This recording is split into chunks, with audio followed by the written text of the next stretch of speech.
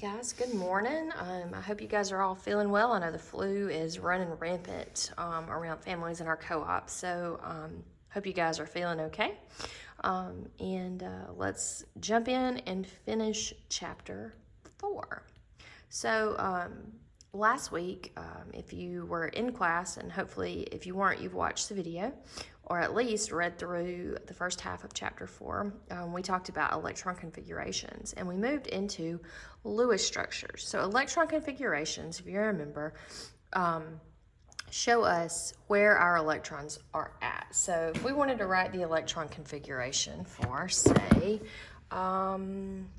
potassium. Right here, it's element K, element 19. So it's got 19 electrons. If you remember, we wanted to place them in their levels.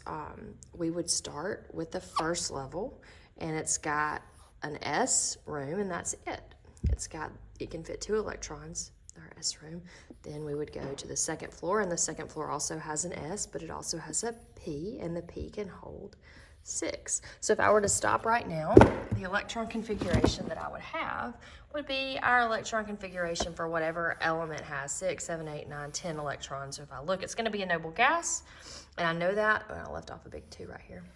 I know that because our valence shell here is full. Our valence shell is the S and the P on the highest floor. So my highest floor right now is 2, and there are 8 electrons there. So I know it would be element neon, which is a noble gas. So now I'm trying to get down here to potassium, so I've got to go through this third floor as well. My third floor here, this is our S block, right? So if I travel through this, it's full, so that would be 3s2. I also have to travel, or I guess to get to K, I have to go all the way through this part of my third row. So that would be the P orbital. It's got 6. So once again, if I stopped here, I would be at whatever element has 1, 2, 3, 4, 10, 11, 12, 13, 14, 15, 16, 17, 18 electrons. But if I look, my valence shell is completely full. My highest floor is the third, so these would be my valence electrons. 6, 7, 8. 8 is full, so this would be the electron configuration for argon. But that's not what I want. I want down here potassium, so I've got to add 1 more electron. If I look at where potassium is, it's on the 1, 2, 3, the 4th floor. So it's here in my S block, and it's 1 block into my S block. So that shows that this atom or this element has 1 electron in its 4s orbital. Right, so this is a full electron configuration. It shows where all of our electrons are put, what shape their orbit is, how they're spinning around that nucleus. But our Lewis structures are important because they talk about bonding. And all of these electrons here aren't necessarily going to be the ones that move away, that get stolen, or that are open to stealing other electrons. Because all of these down here are closer to the nucleus. So the only ones that are involved in bonding are really open to experience the outside world are our valence electrons, or this one at the top floor. And our Lewis structures only deal with these valence electrons that are available to interact with the outside world. So our Lewis structure uses our element symbol. So this one was potassium, so we're going to write K, right? And if we want to show it, we're going to use dots to show our valence electrons. So I look in my valence shell, which is here, and there's 1 electron there. So my Lewis structure for potassium is only going to have 1 dot around it. And remember, there are on any given valence shell, so let's look at this one. If this were the valence shell, there is 1 s orbital and there are 3 p orbitals. So that's kind of like 4 rooms we can put our electrons. If you think about them like the compass points, that would be like this in our outside shell. So we're going to we're just going to pick one to start with, right? So potassium's only got 1 dot, so we only have to worry about 1 dot. So this would be my Lewis. You don't have to show the little rooms, right? You can erase those. Let's just show anywhere you can put electrons. So this would be my Lewis dot structure for potassium, right? And there's a real big trick here. So if we look at our periodic table, we can predict right, what our Lewis structures are going to be. So if we look right here, these guys have one valence electron. So their Lewis dot structures are only going to have one dot. So lithium, sodium, potassium, rubidium, cesium, and francium are all going to have a Lewis dot structure that just has one dot in it, right? So obviously if we do a different element, this is going to change here. It's because they all have the exact same valence arrangement. So this guy, lithium, only had, his valence arrangement is 2s1. This one is 3s1, 4s1, 5s1, 6s1, 7s1. So our second column over here, we're adding an electron to that valence shell. So beryllium, if we were to look at it up here, my beryllium's valence electrons are in this 2s, and it's got a full 2s. So none of this over here would apply to beryllium, but that. So it's got 2 electrons in its valence shell. So beryllium's Lewis dot structure would have 2 electrons, but we can't write them like this because there's extra space here for those electrons to kind of spread out and around this atom, right? So just like when we were doing our orbital diagrams, we had to spread them out if there was room to spread them out. So we are. And this is a way that our orbital diagrams aren't really a good model, because when we're talking about the valence shell, really the line kind of blurs between the s and the p's, and they all make this hybrid orbital, and they make 4 of them. So they kind of combine, and then their shapes kind of change. But anyway, so we want to fill in each spot before we can double up on our electrons. So this would be like group 2 elements. Any element in that second column on our periodic table is going to have a Lewis dot structure that just has 2 dots. So we don't really talk about our transition metals down here, because if you remember, this is our D block on the periodic table, and its outermost electrons get shoved in this lower floor basement, right? So really any element that's in here, its valence electrons are our s orbit here. So it would be the 4s. So they behave kind of differently, and we'll talk about those. They're our transition metals. They can lose multiple electrons and form different kinds of ionic compounds. So we'll talk about those here in a minute. So, but I want to go through. So we've done an element in this first column. We've done an element in the second column. Let's do a Lewis dot structure for an element in our third column. Let's pick indium, right? So indium is In. And if I were to write its electron configuration, right, I would have a whole bunch of stuff, but we're only concerned with our valence electron. So if I look at indium, it's down here on the 1, 2, 3, 4, 5, the 5th floor, right? So its electrons that are valence are only going to be the ones that are in the 5s and the 5p orbit. So let's look at what its valence electron configuration. We don't count any of these electrons in our D block because the electrons that are here are one level lower. So they're really in the 4d orbit. So they're not in this highest floor. The only ones that are in the highest floor are our 5th ones. So the ones that are in this 5s and one that is in the 5p. So its valence electron configuration,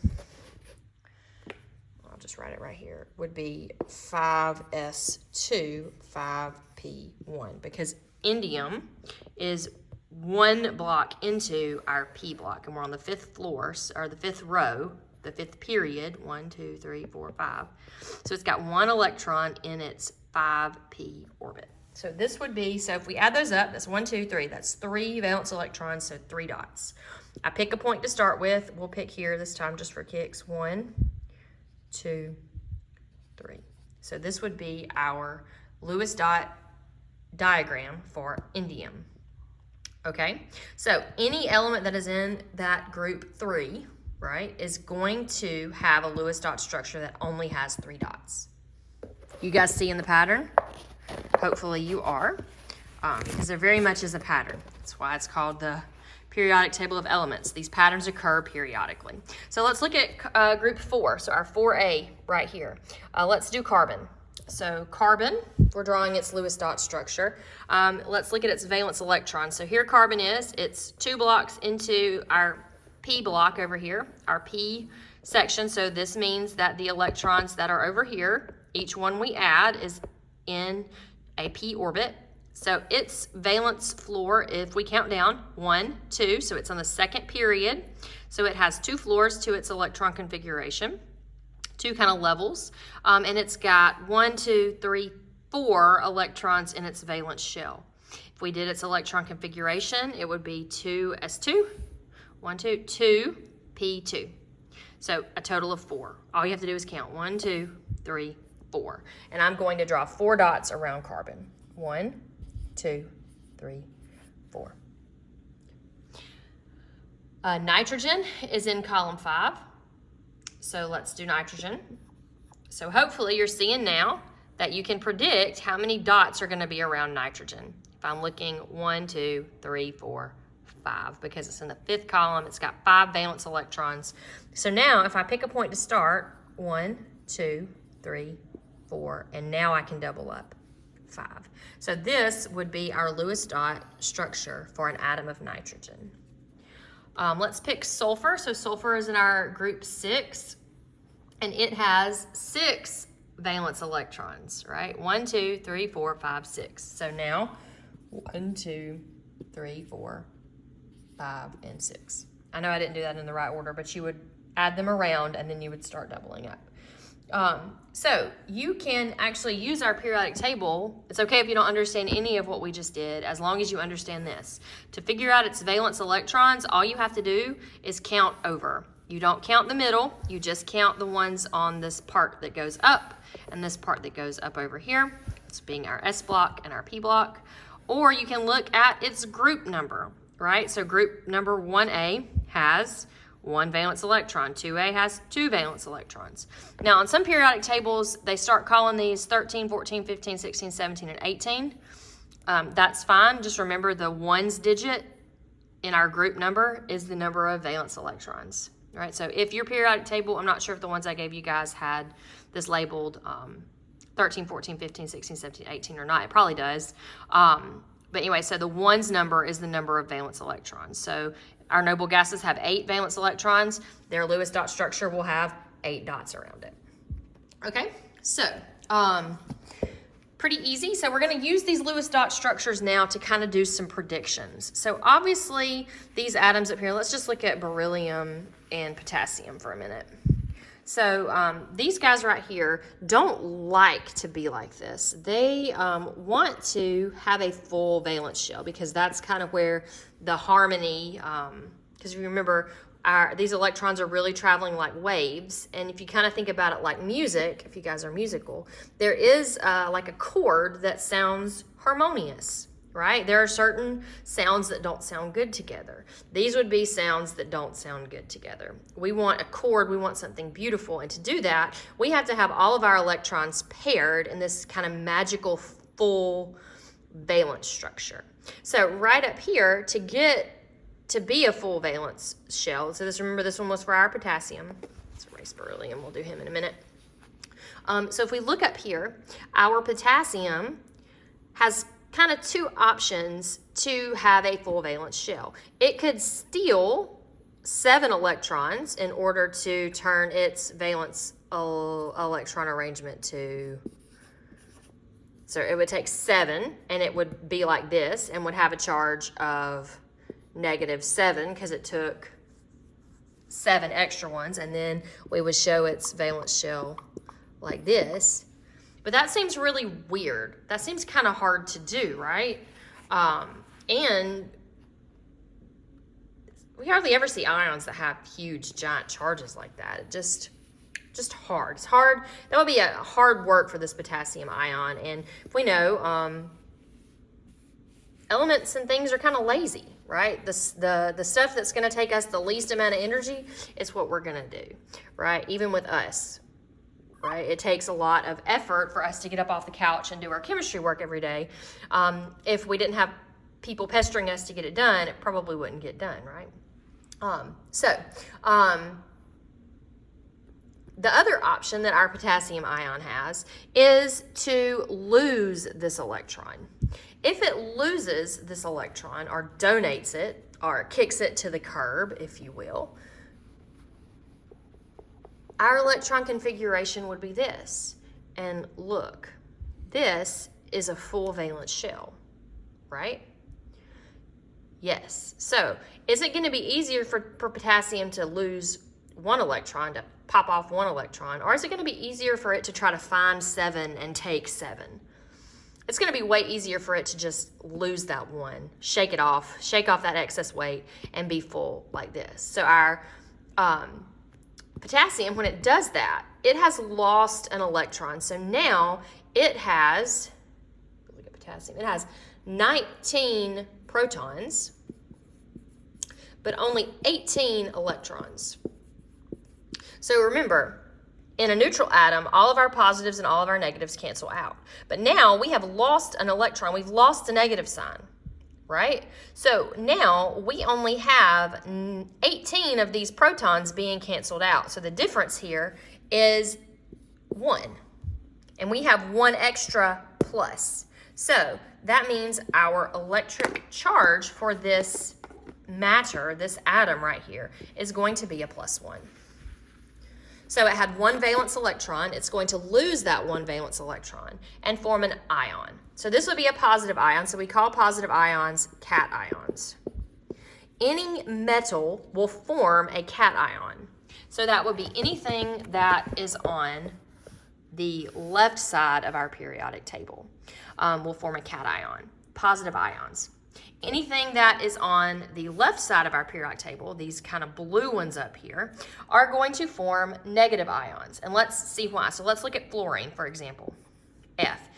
He's in column 7, so he's got 1, 2, 3, 4, 5, 6, 7. He's got an electron dot diagram that looks like this. Right, his valence shell would be 2s2, 2p5.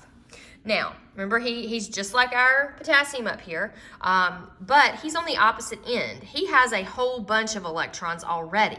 So is it going to be easier for him to kick these 7 to the curb, or is it going to be easier for him to just steal 1? Right? It's going to be way easier for him to steal 1 because fluorine is our most electronegative element. So as we go from the bottom left of our periodic table, kind of diagonal up to our top right, our atoms get very, very strong for holding electrons. Their ratio of protons to electrons is kind of this magic number that makes this atom very, very big, and then also very, what's an easy way to explain it? It's kind of like our bodybuilder. They've got big muscles, and those muscles have one job, and that's to pull electrons in. So fluorine is our strongest atom to attract electrons. Francium would be our weakest one, right? Francium loves to give away electrons. It can barely hold on to any. And we see that kind of pattern. It's one of the periodic trends that we see. Atoms that are up here on our top are very electronegative. They like to hold on to electrons. They're very strong for them. And these guys over here are like our weaklings. They donate electrons. They give them away. So fluorine over here is going to steal an electron, and when it does, it's going to have this magical, harmonious, full valence shell, and its electron configuration is going to change to this 6. But it's opposite our cations, right? Because this one lost an electron, so it gained a positive charge because now it has more protons than it does electrons. But fluorine just took an extra electron, so now it has 1 extra electron compared to its proton, so its charge is going to be a -1. And we call this type of ion with a negative charge an anion. Just like in your car battery. Cathode is the positive one, anode is the negative one, or on any kind of normal little AA, AAA battery. The positive end is the cathode, the negative end is the anode. So anyway, there is a pattern here. So our nonmetals always steal electrons and become negative. Our cations always steal or just donate electrons and become positive. So we can look at our periodic table.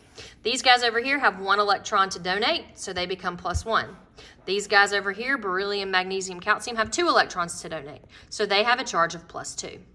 These guys over here in the middle can transition, so we'll talk about those in just a second. And these over here, this has 3 valence electrons, so it's easier for it to give away 3 and become +3. But this column right here in the middle is where it kind of gets iffy. So it has 4 valence electrons. So if these things ionize, they can form +4 ions or -4 ions, depending on what they're bonding with. If they're next to something over here that's always going to form a negative ion, these guys have to donate those electrons and become positive. But let's say carbon wanted to ionically bond with potassium over here. Potassium only has one option. It's only going to give electrons away and form positive ions. So in that instance, this carbon over here would have no other choice than to accept those electrons and form a -4 ion.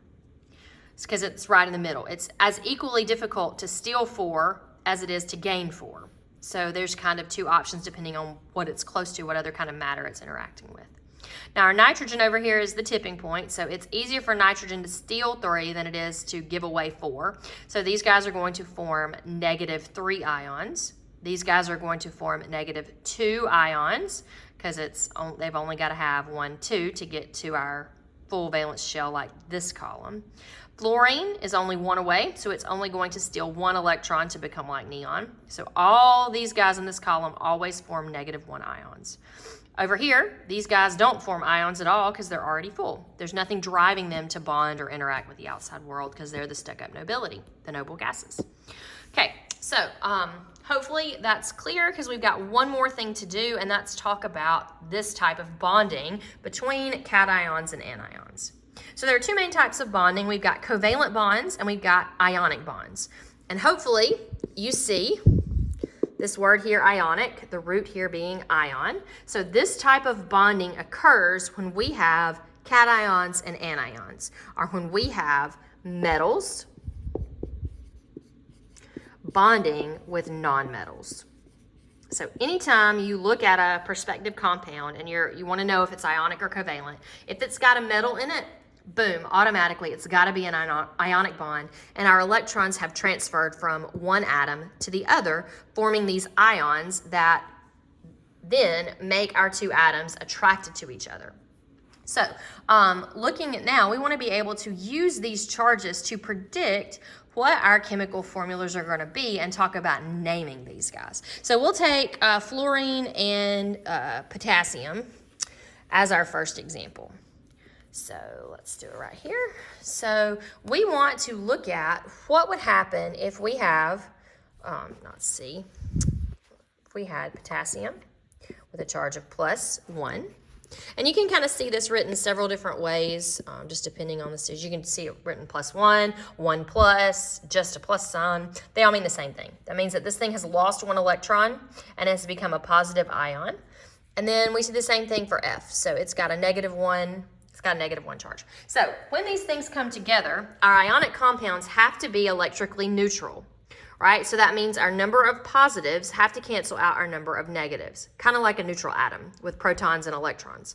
But here, our charges have to be balanced. So we see they're in a 1-to-1 ratio. So for every 1 potassium, there's going to be 1 fluorine. So the chemical formula for this thing is very easy to write. It would be KF. And we would call it, right, a couple of important things. 1, our cation is always written first.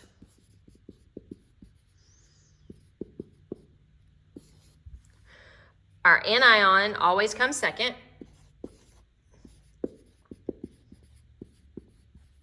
And our anion is the one that gets the fancy, sciencey sounding ending. So we're going to take whatever the ending is of our atom. So this one is fluorine. So we've got that INE ending, suffix, and we're going to take it away and we're going to turn it into IDE.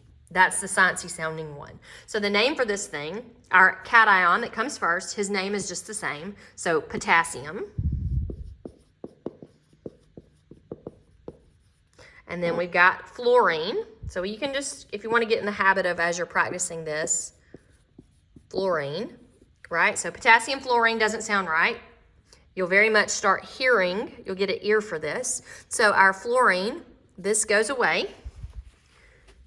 And we're going to add the IDE ending. So the formula for this ionic compound is potassium, or sorry, the name is potassium fluoride, and our formula is KF. This one was an easy one because we had a 1-to-1 charge ratio, right? But what happens if we were trying to do the same thing but with calcium? So calcium, if we look over here on our periodic table, calcium is here in the second column. It's got 2 valence electrons. It's a metal, so it's going to form a positive ion. So it's going to be easier for it to give those 2 electrons away than it is for it to steal 6 more. So when it loses its 2 electrons, it is going to have a charge of +2 because it lost 2. So now, these things aren't in a 1-to-1 ratio. So if I just had calcium and fluorine here stuck together, 1 calcium and 1 fluorine, that's not going to work. Overall, this thing would still have a +1 charge. And that's not possible for this thing. So calcium and fluorine have to come together in some different ratio. Now, your book talks about this, what I call the loop and swoop method, right? So it just works out. It's kind of like math when you're adding and subtracting fractions. They've got to have a common denominator. So this is just a quick way to find that common denominator. So this number right here, you can kind of circle it. Right now, it's the charge on calcium. It actually becomes the number of fluorine we're going to need to balance out that calcium. So you can loop it and swoop it, and it becomes our subscript on our anion. So the magnitude of charge on our cation becomes the number of anions we need to balance that out. The same for this one. This one's just got a 1, so its magnitude of charge is 1. So we're going to loop it, and we are going to swoop it. And it comes down, and it becomes our subscript down here.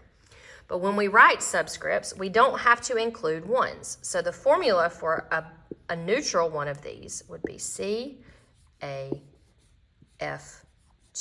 And we can double check ourselves. This 1 calcium has a charge of +2. There's only 1. This one fluorine has a charge of -1, but I've got 2 of them. So 2 -1s would be -1, -1. So 2 minus 1 minus 1 equals 0. This is the correct chemical formula for calcium fluoride. So the loop and swoop method works every single time, even if you got ions that have a 2 and a 3 or a 3 and a 2, right? All you have to do is remember that our magnitude of charge for our cation becomes the number of our anions, and our magnitude of charge for our anion becomes the number of cations that I need to balance that out, right? And your book shows you a couple more examples of that. We'll do one more here real quick. Let's pick a really hard one. Let's do magnesium and nitrogen. Well, I guess we didn't name that other one. We'll practice naming our magnesium and nitrogen. So magnesium and nitrogen. So if we look on our periodic table, magnesium is here in the second column. So it's got 2 valence electrons to lose. So we're going to, when it loses those, it's going to form a charge of +2. Nitrogen is right here in my group 5A on this periodic table, or it could be group 15, depending on how your periodic table is labeled. But that means it's got 5 valence electrons, and it means that it's going to be easier for this nitrogen to steal 1, 2, 3 to be full. So when it steals 3, it is going to form an ion with a -3 charge. So we want to write the formula for this thing. So right now, they can't come together 1-to-1, because if they did, our charge on our compound would be -1, because +2 minus 3 still gives us a -1. So we're going to do our loop and swoop method. So we're going to look at our cation first. So we're going to write down what our formula is going to be, Mgn. So we're going to loop. Our magnitude of charge becomes our number of anions. So we're going to swoop it over here. And we're going to put the 2 down here. So we're going to need 2 nitrogen atoms for every, we're going to need 2 nitrogen atoms according to this common denominator. So I'm going to loop and swoop my magnitude of charge on my anion, because it is going to become my number of magnesium atoms, my number of cations that I need to balance out my other ones. So it's going to be 3. So my chemical formula for this guy is going to be Mg3N2. Our number of charge becomes our subscript down here for the opposite one. Loop and swoop. It'll work every time. So now we want to name this thing. So remember our naming rules. Our cation comes first. So this cation is magnesium. We don't change its name. And then we want to name our anion. So this one is nitrogen, but we give it our fancy sciencey sounding ending, "-ide." So let's see, we'll just write nitrogen. So the suffix on this one is this OGEN. So we're going to take that away, and we are going to replace it with IDE. So the name for this thing will be magnesium nitride. It just takes practice with these and looking at several examples, and you'll very much get the ear for how they sound, because some of them are kind of hairy, taking out, what all do you take out, what all counts as a suffix. Just give it your best shot. You'll more than likely be right. I'm not going to be nitpicky about it when I'm grading your tests or looking at your work, okay? So there is one other class that we're going to talk about. There are some that don't behave like this rule, and they are our transition metals. So they're the ones that are down here. Some of these over here that are our metalloids are the same. Tin and lead are kind of like that. But we're going to talk specifically today about these guys. So their valence electrons are these two over here in our s orbit, because these electrons that they put in our d block are really in the spacement. But they are higher up, these d electrons are. So once they lose two, it's very easy for them to lose some of these other ones that are in that basement. So sometimes if they're paired with a strong enough electronegative atom, they can lose more than just those two valence ones. They can lose the ones that are in this through one. So they can form ions that are variable. And to show that, there's a special naming rule for those things. So we can have, I'll give you an example. We can have CrO. We can have CrO3. Or for like copper, we can have CuO, or we can have Cu2O. That one's okay too. So if we're looking at here, we've got to have a way for the name to show what the charge is on those ions, so we know what this kind of formula is going to be. So let's look at this chromium one, for example, over here. So how can we figure out what charge is on an ion in this chemical formula? So let's look at this first one up here. So remember, these things come together in an arrangement that makes them electrically neutral. So we can kind of do some deductive reasoning here to figure out what charge has to be on this chromium. So for this one, we have one oxygen, and that oxygen always ionizes to form a -2 because of where it's at on the periodic table. It's got to steal 2 electrons to become full and bond, or that's the process driving its bonding. So it's going to steal 2 electrons. It is stuck with 1 chromium. Both of these electrons that it took had to come from that chromium. So how many electrons did chromium lose? It lost 2, right? So since it lost 2, it has to have a charge of +2, right? So they come together in a 1-to-1 ratio. Our charges have to be equal and opposite. So this one would be chromium 2 oxide. So that's what our name uses. So if we were writing the name of that first one, remember our cation comes first, and its name doesn't get changed, chromium, but we add this Roman numeral after its name and put it in parentheses. So if you ever see the name of a compound and you see a Roman numeral in parentheses, that is telling you that the charge on this thing's ion in that ionic compound is +2. So chromium 2, we've got oxygen, but it's our anion, and we add the IDE ending. So it would be chromium 2 oxide.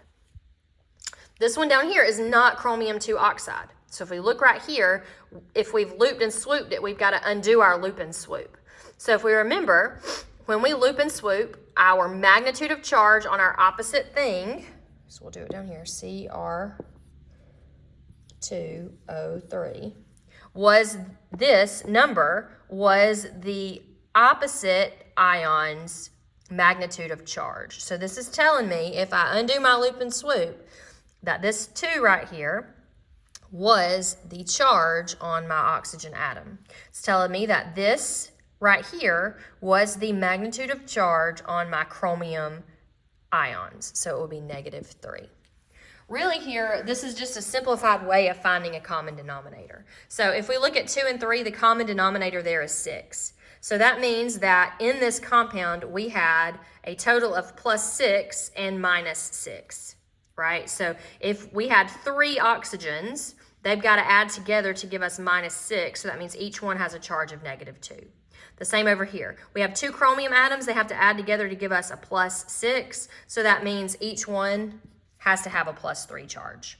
That's the math and the reasoning behind what we're doing here. Or you can just remember the loop and swoop method and undoing it. Right, so if we're turning this into a name, remember we're gonna use our cation's name here to show the charge. So this one, instead of being chromium 2 oxide, would be chromium 3 oxide, right?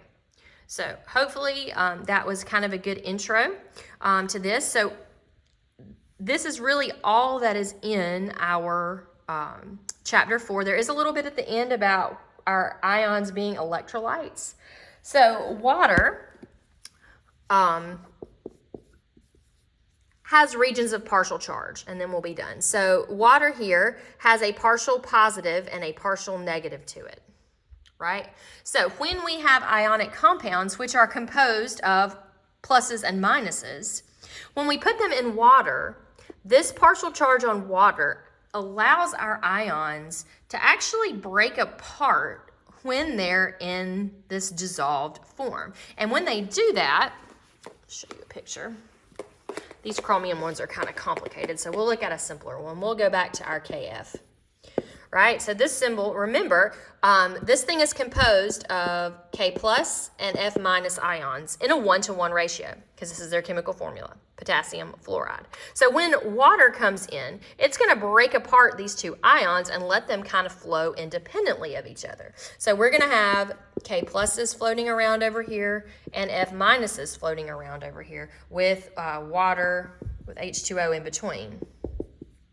So we might have another K plus over here and another F minus over here, right? So this is it kind of in a beaker floating around. Now it's dissolved in that water. And since we have these charges floating around, this liquid, if we hook it up to a battery, is going to have a force that is going to allow that charge or those negatives to kind of flow through it. We've got these K's floating around that are going to allow that electricity to be, or that electron that's floating through.